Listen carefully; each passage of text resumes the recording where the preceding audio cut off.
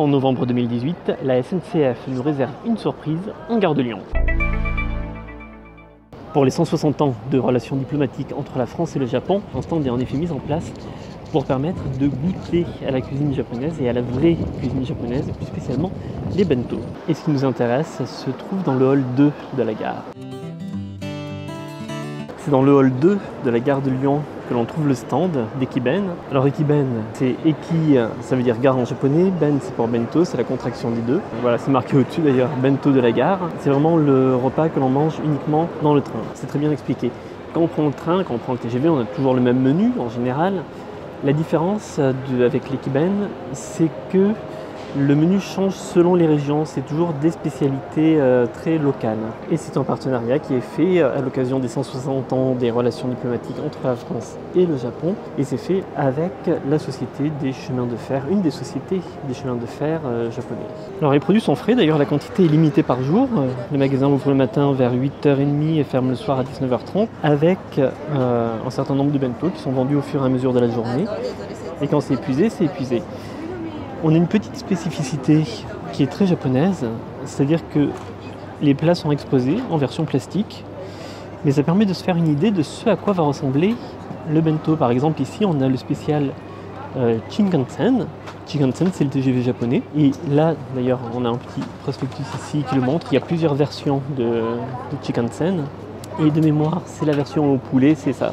Celui-là, c'est la version poulet. Il y a plusieurs versions de bento. Il y a effectivement celui au bœuf, le spécial légumes et le bento au poulpe. Alors, vous excuserez mon accent. En attendant, j'ai pris en dessert également un dorayaki, qui est une pâtisserie qu'on trouve d'une façon très traditionnelle au Japon. C'est en tout cas fourré aux haricots rouges. Et c'est normalement très souple et très bon. C'est un stand éphémère qui est installé jusqu'à la fin du mois. Au passage, l'équipe est vraiment très sympathique, très agréable. Je suis arrivé juste à temps puisque le stand ferme ses portes pour ce soir. Et voilà, comme je n'avais pas de train à prendre, je suis de retour chez moi avec ma pêche, si je peux me permettre l'expression, donc avec un dorayaki, avec mon Ekiben au poulpe. Alors son vrai petit nom très exactement, Bento Ippari Dako. Ça se consomme dans une poterie qui rappelle la forme d'un piège à poulpe. Et effectivement, il existe le syndrome de Takotsubo, où le cœur prend la forme d'un piège à poulpe. Dans ce que j'ai ramené également, il y avait des couverts avec une paire de baguettes, une fourchette.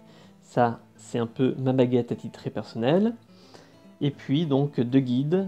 Un guide sur les Ekiben avec la présentation du concept, et puis un autre petit guide plus spécifiquement sur les trains japonais, donc sur le Shinkansen, qui est l'équivalent du TGV. Et voilà, du riz déjà assaisonné, poulpe mijoté, épinards, sauce soja. C'est l'heure de vérité de voir à quoi ressemble ce plat.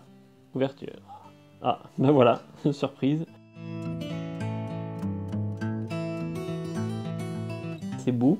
Il y a du poulpe, clairement, c'est généreux. Dans la cuisine japonaise, il y a toujours une recherche de l'esthétique. C'est quelque chose qui est assez frappant au fur et à mesure que je la découvre un peu. Il y a une recherche du beau, alors qu'on a tendance, je trouve, à perdre ça en France, et c'est regrettable. Et puis, à défaut de voyage en Shinkansen, eh bien, je vais regarder une série japonaise sur Netflix, parce que, contre toute attente, je me suis aperçu qu'il y avait de très bons titres. Je commence, je sais jamais par où commencer. Il a une texture très ferme. Je pense qu'en France, on est plus habitué à une texture de calamar un peu plus molle. Il faut attendre quelques secondes. Le goût est pas très marqué au début, il apparaît ensuite et le goût est vraiment bon.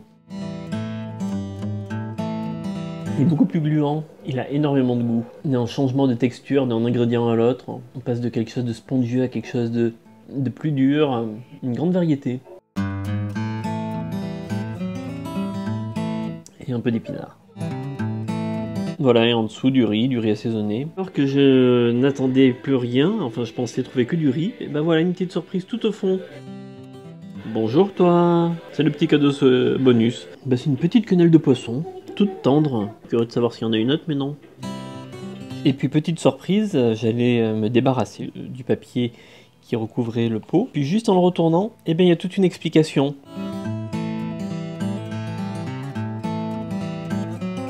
C'est vrai que c'est un peu cher. En même temps, on paye 14 €, mais on a un souvenir. C'est très bon. Et très sincèrement, si on rapproche ça de ce que l'on va acheter dans un TGV. La différence n'est pas énorme, c'est copieux, c'est bon, et puis ça fait un petit souvenir en plus à la fin, alors que l'emballage de votre sandwich, vous le garderez pas en général. Et puis je termine par mon petit dessert, le dorayaki. Donc c'est une pâtisserie vraiment traditionnelle du Japon. Et c'est fourré aux haricots rouges. Et je dois avouer que c'est très léger, c'est souple et c'est bon. Un bon petit dessert, ça complète bien le menu. J'ai résisté à prendre une bière japonaise, mais j'aurais peut-être dû finalement. Si vous êtes fan de la cuisine japonaise, si elle vous intéresse, j'aurais tendance quand même à vous dire d'y aller, de tenter l'expérience. Ils sont extrêmement gentils, l'équipe est adorable sur place. Celui-là au poulpe est vraiment bon, je dois avouer que ils me tentent tous. C'est ça aussi au final.